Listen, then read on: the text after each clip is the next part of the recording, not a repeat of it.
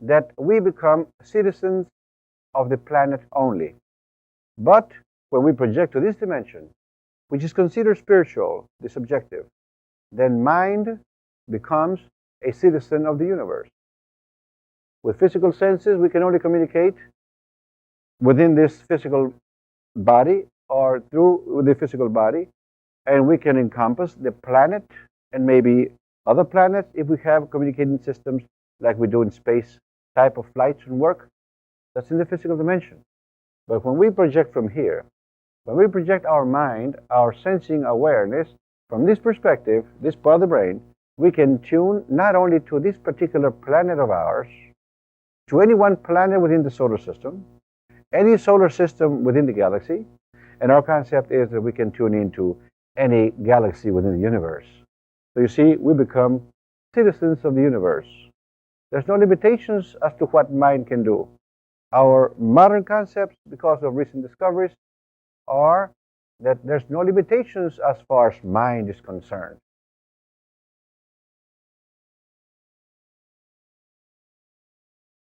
So if we have centered ourselves here, then everything that we think is from that perspective. So the law of relativity then will apply where the body is, because we're dealing with the physical world.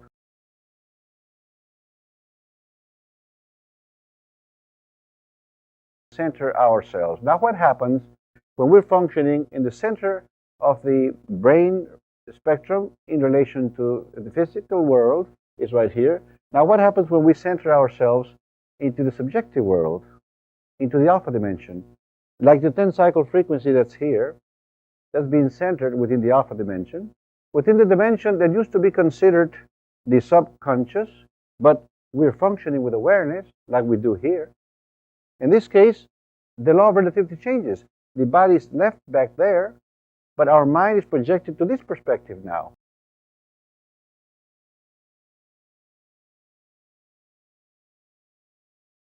Hearing that is contained within our hearing mechanism. The faculty can be projected to a short distance, can be projected to a long distant point. We can hear sounds that are close by. We can concentrate and focus on sounds that are made at a distance. So you see, we are projecting our faculty of hearing. We do not project our ear. We project the faculty of hearing. That's subjective. Now we project our faculty of sight to a short, distant type of object we want to see, or a long, distant thing we want to see. We project the faculty of seeing again. We do not project our biological eye.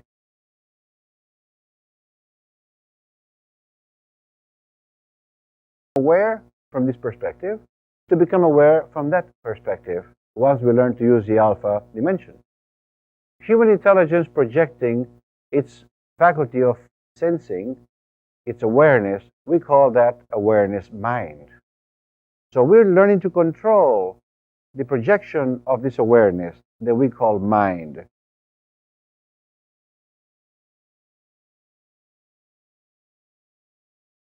Our mental functioning becomes attuned to one another. Here we're individuals. Here we're only one of many that are connected, that you can sense what others are thinking.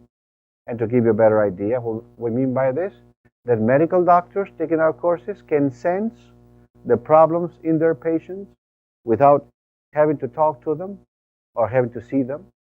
If they are interested in any one person, they can know what's wrong with the person.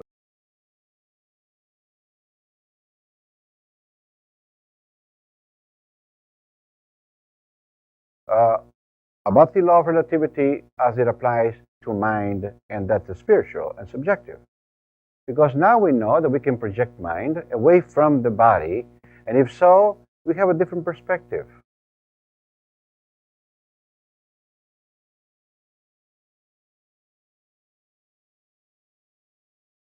Awareness, mind, to see things, or to hear things, or to function for any other purpose. Well, the concepts now that we have in projecting to this dimension are that we can project our awareness. Human intelligence can project its awareness to any dimension, either in the microcosmos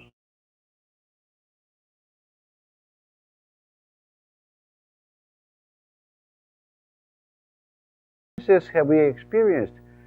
How much of this have we accumulated to work with? Is one concept. Now, this in addition to what our genes are telling us because of the concepts of our ancestors, that things have been passed on, and by things we mean biologically and psychologically. Why you have blue eyes? Because of your ancestors. Why you respond psychologically in a certain manner? Because we think and believe the transference of intelligence at the genetic level from father to son.